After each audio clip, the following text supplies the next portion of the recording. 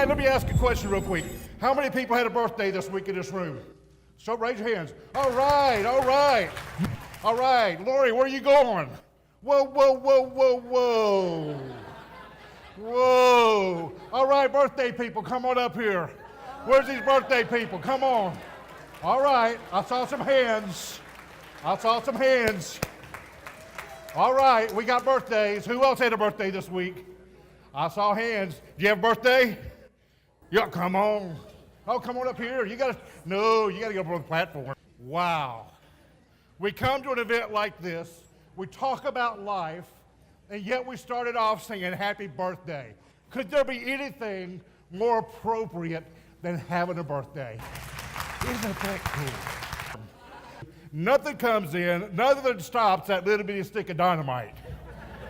That little lady, I'll tell you what, when God lays something on her heart and she claims it, it's going to happen. Because she doesn't have 1 ounce of doubt in her body. The word no does not exist. Maybe does not exist. She says, Philip, here's what we're going to do. And wow, isn't it neat to have leaders like that? Leaders just like that. Special people in our lives. You know, think about Lori. What if Lori had never been born? None of you would be here tonight. If Lori had never been born, if God had never planted that seed in her, and we talk about seed, let's talk about the smallest seed. What's the smallest you could think of? Isn't it a mustard seed? The smallest thing. And isn't that how life starts in the womb? Small as a mustard seed or smaller. And then it begins to grow and expand. Think of what would happen if Lori did not exist and we were not here tonight. Special people in our lives. I've got a special guy in my life. His name is Chad Armstrong. Now, I met Chad Armstrong January the 15th, 2008. I'd moved to Kansas City. When I moved back to Dallas on that day, I went out to a place to have dinner that night. As I went to dinner, I met this guy, and he was a cool guy. He was a tall guy, cowboy, real nice looking guy, 6'2". He loved to ride motorcycles. Now me, I love riding motorcycles too. So we hit it off. It's like we'd known each other all of our lives. And as I got to know Chad, it was kind of neat. He said, hey, why don't you come ride motorcycles with us? We're going out this weekend. I said, okay. Saturday morning we get up and go ride motorcycles. I said, wow, I had a blast. These guys are really neat. Really liked them. Pretty cool. We got to be very good friends. But I have to tell you a story. I want to fast forward real quick. In June of this same year of 2008, I got a call from Chad. Chad, through the course of 3, 4, 5 months, would call me late at night when I'm on my motorcycle riding home, be freezing rain, almost home, driving 30 miles. My phone would buzz in my pocket. I'd pull over on the motorcycle on the side of the road, answer the phone and say, hey, buddy, it's Chad. So, yeah, Chad, you may want to talk. So, yeah, what you want to talk about? You want to turn around and come back here to Starbucks?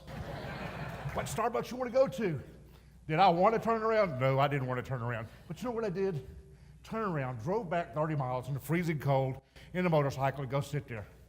Chad said, well, didn't want to bring it up in front of my friends, but thinking about this God thing. You know what? That happened 3 or 4 or 5 times. And in June, I met him in January the 15th. In June, I got a phone call from Chad. He said, hey, Chad, hey, Philip, how you doing? I said, doing good, Chad, what's up? Hey, brother, I become a Christian last night.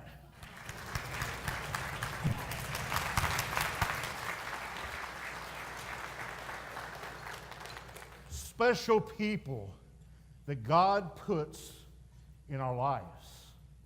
Totally unexpected. I meet this guy, start having fun with him riding motorcycles. We become friends, and I get the privilege of leading him to Christ. Even though I'm not there when he accepts Christ, I got to be one of those tools, one of those seed planters. I want to tell you how instrumental Chad was in my life. I want to show you more.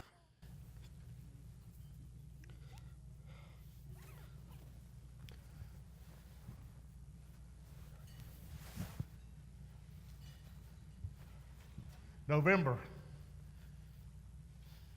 9th, 2008. I had a severe motorcycle accident.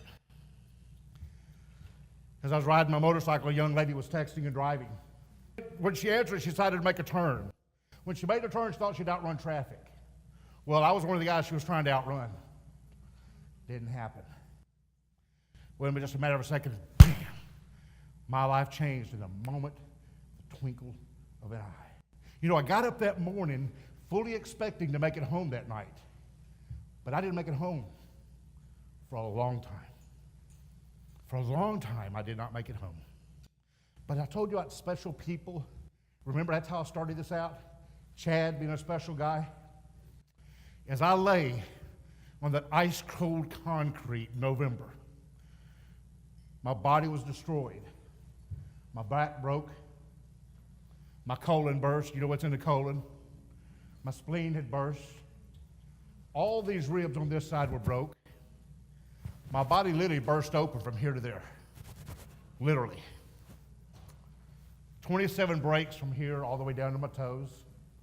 My femur, you know what the femur bone is, right? Right up here in this area here. It snapped. And when the femur bone snapped, this part turned sideways and came through the meat of my leg that way.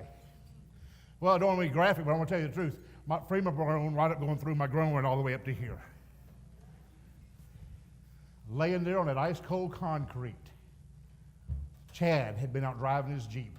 And as Chad was driving his Jeep, he saw there was an accident. And he looked up there, he said, wow, biker down, biker down.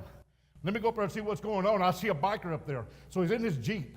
So he drives up over the barriers, over the grass to come over there and see the biker. As he got closer, he saw my jacket. On my jacket, he saw my patches. On my patches, he said, oh my God, that's Phillip.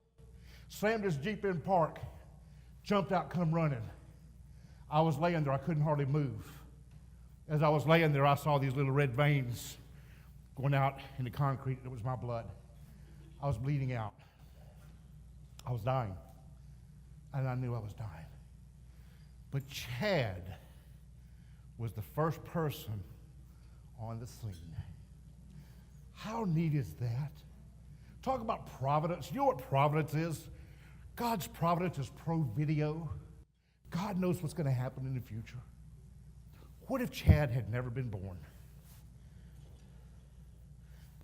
We always think about the things we see, and we look at success, and we measure our success in dollars, don't we?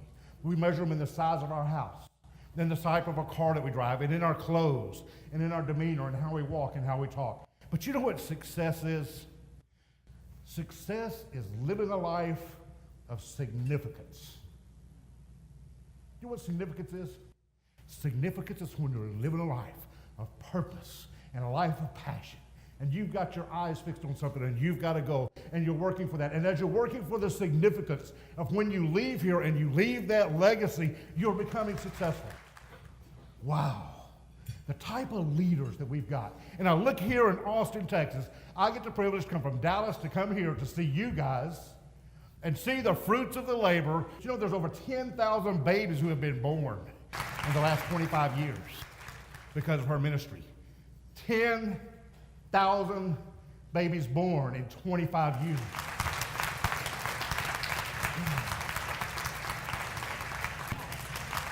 I kind of tell you, you see that my life, you see I went through a lot of pain with my leg and through my accident. I was in the hospital a long time. You can see my pain, it's a visible pain, right? You can identify with this, right? Can I tell you a pain that I've carried for many, many years? March 27th, 1978. I murdered my own child.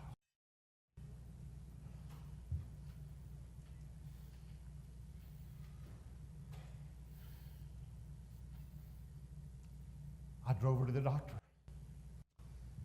I was thinking we were going for a checkup. Didn't know what was going on. I didn't even know she was pregnant.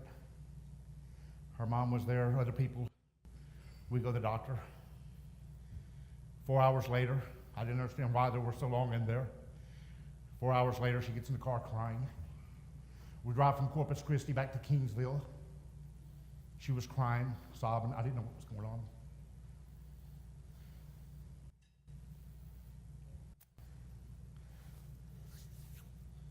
The pain, the shame, and the guilt that I carried I have now carried for 36 years. You know, I became a Christian when I was 39 years old. That was 16 years ago. And God forgave me. And I felt that forgiveness. And I felt that grace. And I felt that mercy. But still, I felt that guilt. Do you know why? I knew that I had murdered someone. I knew I'd murdered my child. But you know what? I didn't get anything from society. Society didn't say, Philip, you were wrong. I knew there was a price that I had to pay because I knew I had messed up. I knew that I was part of something, and I took my own child's life. Society didn't do anything. I felt bad. There was nothing way. I couldn't pay for it. The police didn't come to my house. They didn't come arrest me for murder. I couldn't pay my debt. So you live with that because as men, we know there's a price that we have to pay. And we know right. We know there's wrong. We know there's mercy. We know there's grace. But we also know there's justice. But for me, there was no justice served for many years. Meeting Lori DeVillis has changed my life. I met her last November. This is the first time publicly I've ever told anyone that story. Now I called the young lady, been talking to her back and forth, the lady who had the abortion. She was going to be here tonight. Little apprehension, little fear. What are we going to think of her? Would we shame her? She decided not to come, but she knows she's forgiven. But still, we carry that thought of what we've done. But you know what my passion is now? How can I take what I've done wrong and the mercy and the grace that I have been given and the forgiveness, how can I use that to touch other people's lives? While I was in the hospital, I was there for a long, long time. I finally got well, went back to work. Been at work for a little while. I'd been in a wheelchair for a long time. They had my office set up for a wheelchair because I was disabled. Well, all of a sudden, I got this new leg, and I had to learn how to use this new leg. So as I was learning how to do the new leg, I was not doing very well at all. I used a walker a lot. And I come out of my office door one day at the office, and as I'm looking at straight ahead, there's a plate glass door of my office. And I'm looking at the door, there's a cute little girl, blonde-headed little girl, about 4 years old. And right behind her is her brother. He's got a little figurine doll in his hand. Behind him is Mom and Grandma. They open the little white plate glass door, come right on in. That little girl, her eyes got big as saucers. She looked at my legs, she looked at me, she looked back at Mom, and she ran. She took 3 steps, and she jumped, and she dove, and she landed right in front of my leg. She grabbed this pole, she started shaking it back and forth, says, Mommy, look, it's the Transformer.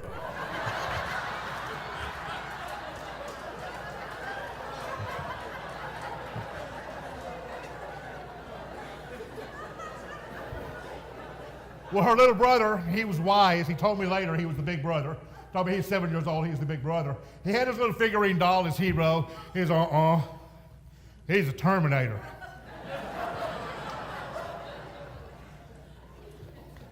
God spoke to me that day through a 4-year-old little girl with blonde hair and pigtails. Philip, your body is broken, you're beat up, you're torn. You've been through a lot of things in your life. Do you want to be a transformer? Or do you want to be a terminator? Do you want to transform your own life and use these experiences to encourage other people? To even take care of your own life? Or Philip, do you want to terminate your own hopes, dreams, goals, and ambitions? What do you want to do? All in a matter of seconds, I chose life. I chose to be a transformer. So in being a transformer, that's why I'm here today. I want to talk to you about transforming. By the way, my lovely wife, I call her my bride, Erica, is here. I never told her till about February or March.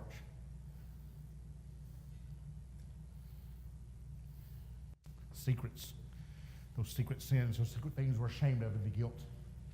But you know what? Redemption, when we're forgiven. And what God can take and do and transform our lives. You see the physical pain. You didn't see all the other pain I'd carried for 36 years. Now, I was a very successful businessman, very blessed in life, very blessed in business. Got the privilege of being Zig Ziglar's backup Sunday school teacher at Prestonwood. That was awesome. Can you imagine that? Can you imagine going to Sunday school class, 4, 5, 6, 700 people, and you're Zig's backup teacher? Now that's cool. In 1993, I met this guy, Zig Ziglar, and when I met him in 1993, he planted a seed, a hope, a seed of peace. When he planted that seed and began to share little things with me, never opened the Bible, never quoted a scripture, just began to talk the talk Zig talks. You know how Zig talks. He's got that Yazoo, Mississippi slang. And 5 years later, I accepted Christ. I was 39 years old. That's amazing within itself that a 39-year-old man is going to give his life to Christ. We don't always get to choose the battles we have. We live by other people's choices. My child is in heaven today, 36 years old, living by my choice. And I think about my child. Is it a boy or is it a girl? What is it? It's been 36 years. If it's a boy, wow. And I get to heaven, and he says, Dad, you didn't play pitch with me. What if I have a little girl, and she says, you never took me to piano recital? You never danced with me at my wedding. What's it going to be like when I get to heaven? Because of the grace of God, do you know what's going to happen when I get to heaven? I already know. It's providence. It's pro-video. I've read the end of the book. It's in Revelation. He wins, and I win.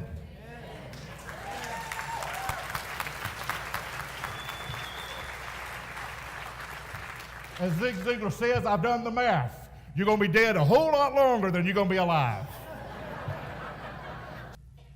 But here's what I think is going to happen when I get there. I talked to Lisa yesterday, that's her name. I said, Lisa, did you ever feel if it was going to be a girl or boy? Oh, undoubtedly, it was going to be a girl. How do you know? I just know. How do you know? Philip, I just feel it in my heart. It was going to be a girl. No way we would have known at that point in time. She was at that line. Matter of fact, from what I understand, it was the last day she could do it. I said, you know what? I heard Julie Ziegler talk the other day, and she talked about having those two children when she had an abortion. Did she share that with you last year? But did she share you that she named them? I listened to Julie last Thursday, and I've listened to Julie many times tell the same story. And I'm sitting in the back of the room at the Ziegler office while she's standing up there talking to another group of Ziegler certified speakers, and I bawled like a baby. She said, I named my babies. One I knew was going to be a boy, I gave him a boy's name. One I knew was going to be a girl, I gave her a girl's name. And I bought stones, and I erected those stones. So I know where my babies are, but I know they're also in heaven. All of my adult life, I always wanted a little girl. Now, I had a boy, I had a son, he grew up, he's 32 years old now. He always asked me, he said, Dad, why didn't I ever have any sisters, brothers, or anything? I don't know. Never had them.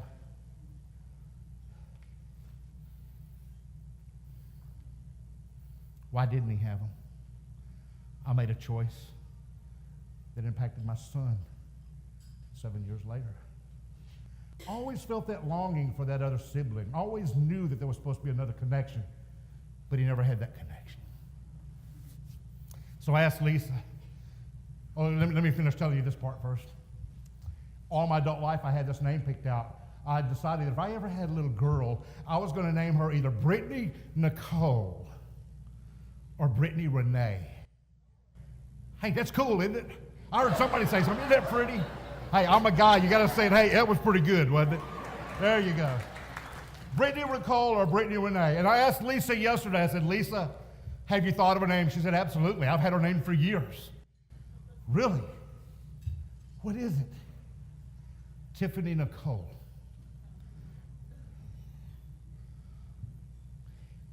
The providence of God, the healing of God, and what he was doing with her. As men, I want to make a commission to you. I see a lot of men here. Thank you for being involved.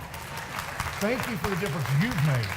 Because you people here have touched my life in the last year. Had you not been doing this the last 10 years with Lori, I would have never met Lori. My life would not be impacted. I would not have gone through some of the healing I've done. All because God did what he does. Men, boys, young men, I see some young men here. Guys, I'm going to ask you something. We need to stand up, and we need to stand tall, and we need to stand firm, and we need to get more engaged. You know what? We see things happen. I'm not going to ask you to raise your hand. I'm not going to ask you to raise your hand. I'm not going to ask you to stand up. How many of you men or boys or guys have ever taken part and helped someone else have an abortion? Don't embarrass yourself. Do you know that's the most freeing thing I can do? First time On this stage, I get to say that. Now, they may be right. I may have just committed speaker suicide. Now, someone may not hire me because in the corporate world, when you get on divisive issues, you can't speak to some audiences. Because if you're pro-gay or you're not gay, you're in trouble. If you're pro-abortion, not abortion, you're in trouble. You know what? But God called us to take a stand. I was in the hospital after I had my leg amputated. Been quite a while. Doctor come in, had a new doctor come in, had his notepad. He's sitting at the foot of my bed. He's got his pad looking at me. He says, Mr. Hatfield, how tall are you? I'd say about 5'10". I looked down and said, well, on the right leg, I'm 5'6". On the left, I'm 4'2".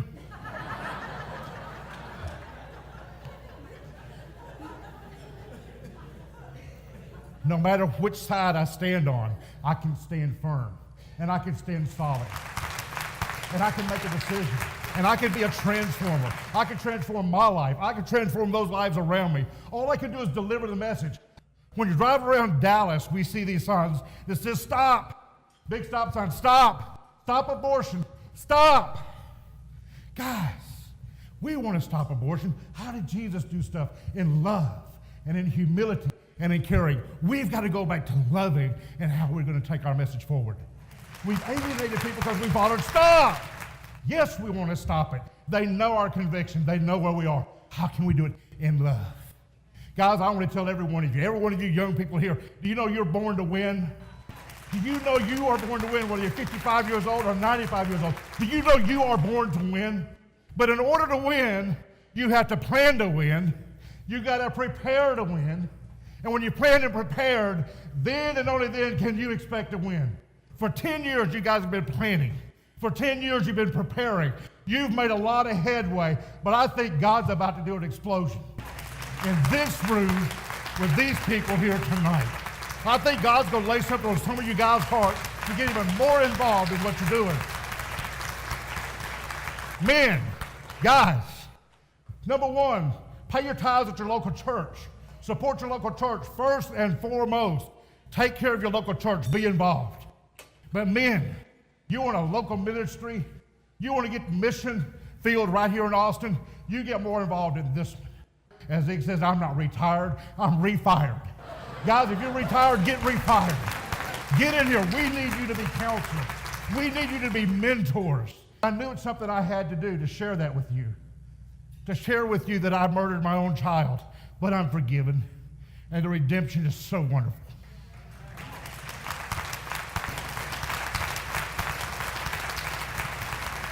Men and ladies, I want to ask you to do something. I want you to commit to a 1-year campaign of taking the stop out of your vocabulary. Let's talk about being born to win. I'm going to ask you to start talking about the positives, and let's share the good things about it. What's the first thing you did when your child was born? You picked him up, and you counted all the fingers on this hand, and you counted the fingers on this hand, and then you looked down and you started counting those little toes. This little piggy went to the market. Come on, tell me, did you do that? And then you count all the toes on the other one. And you're so perfect. You're just wonderful. You're the most perfect thing. I love you so much. And for 2 years, you hear how wonderful you are. But then at 2 years old, this pen means an awful lot to me. I got this at the Zig Ziglar office. You know what it says? Anybody want to take a guess? Come on back to the room. Can't you read it? It says, born to win. Say that with me, born to win. Born to win. Say, I am born to win. We are born to win. We want more babies born. Tell me, come on. Wake up. That's the purpose. Lori, I don't usually do something like this for a woman. I'm going to put this on you. Come up here. I want you to take my Born to Win pen I got from the Ziglar Corporation. And I want you to take this pen. I want you to wear it every day. Will you wear this? I will. When you go to church, when you're out in public, will you wear this? I will. And when people ask you what this means, do you have any idea what you're going to say? I'm born to win. You're what? Born to win. Can they hear you? I'm born to win. Born to win. Guys, we've got to take this negative message and start putting it positive. Put it in your own words. Men, stand up. If you've been through the fire, stand up. Say, I am delivered. And I have a message. I can help. There's a reason I went through this. There's a reason this happened to me. This is the physical tool that God gave me here. That's the physical tool God gave me to open the doors. But God gave me another tool that whenever I come across people with abortion and suffering that I can impact them. Where's Dr. Woodall? Come up here, Dr. Woodall. You're in trouble too. Dr. Woodall, do you want to be born to win? Yes. Yes. Will you help us the next year? Tell people what that pen means. Yes. Penning. All right, Dr. Woodall, you are born to win.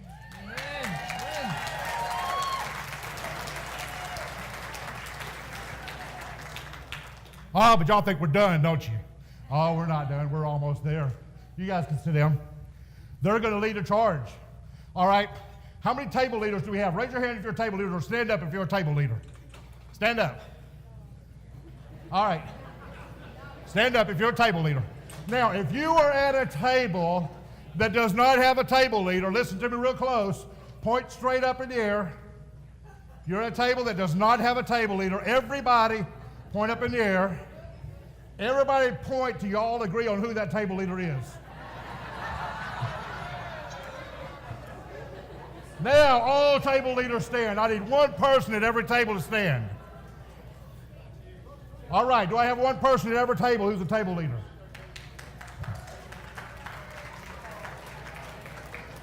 All right, so we know who the table leaders are, right? I'm going to ask all of you to stand now.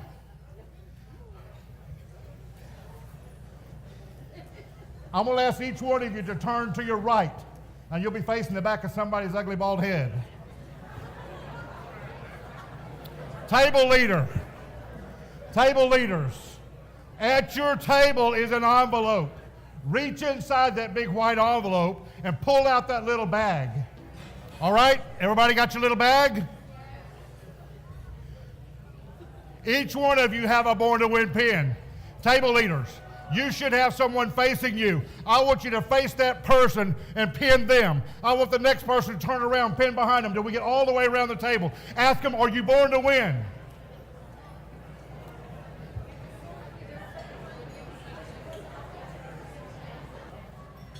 The pen you just received is a free gift. And what do you do with a free gift? Somebody said thank you. That was cool. You take it and you say thank you. Guys, you got a pen that says Born to Win. What I'm going to ask you to do, wear it. Wear it to church. Wear it in public. When people ask you, what does that mean? And by the way, I got another one. Are you Miss Woodall? I don't know who you are, but she just pinned one on me. I got mine back. I lost my Ziegler pen, but I got another one. I want you to explain to people what Born to Win is. We want more babies born. We want more families put together, put back together and put together. For the next year, I want you to wear that as much as you possibly can. Okay? But as much as you can, please wear that Born to Win pin and let people know that you're supporting the Austin Pregnancy Resource Center. Let them know why. Let them know there are babies that need to be born. I have a child in heaven, and her name is Tiffany Nicole. And when I get up there and I see Tiffany, you know what I think she's going to say? Dad, let me introduce you to my father.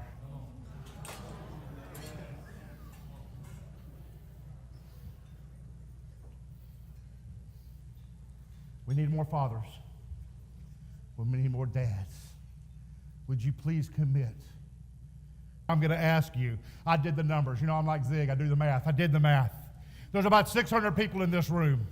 Out of 600 people in the room, your whole budget for the whole year is $370,000. By the way, Lori don't make hardly anything. If you had any idea, it'd knock your socks off. By the way, and I only have one. You know, that's the good thing. You know, when you go to the dryer, there's only one sock in there, you know that was for you. What is, men, please get involved. Please, in your church, go to the Austin Pregnancy Resource Center. Find something to get involved in. I'm not going to ask you to raise your hands, but I'm going to ask you, will you commit? Who will serve on the building payoff committee? We got a building we got to pay off. It's the only debt you got. Only one debt. Who will serve? Guys, volunteer. I'm not asking you to stand up and raise your hand right now. Let God tell you what to do. Because when God is in the middle of it, it's going to work. There's a lot of people, a lot of wisdom in here about business, finance, mortgage, your husband, your aunt, your cousin, your uncle. You know somebody that can help. Will you serve?